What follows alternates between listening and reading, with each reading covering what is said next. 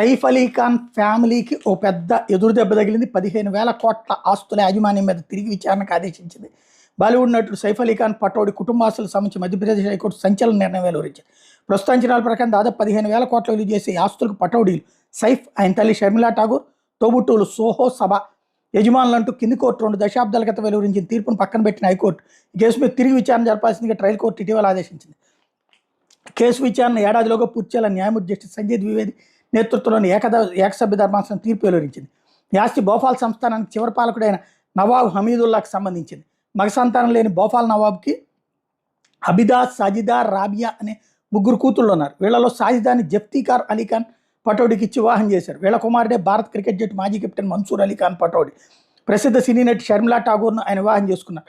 వాళ్ళ సంతానం బాలీవుడ్ ప్రముఖుడు సైఫ్ అలీ ఖాన్ పటౌడి, సోహా సభ. వీళ్ళకి అనుకూలంగా 2000 ఫిబ్రవరి 14 భోపాల్ జిల్లా కోర్టు ఇచ్చిన తీర్పును భోపాల్ నవాబు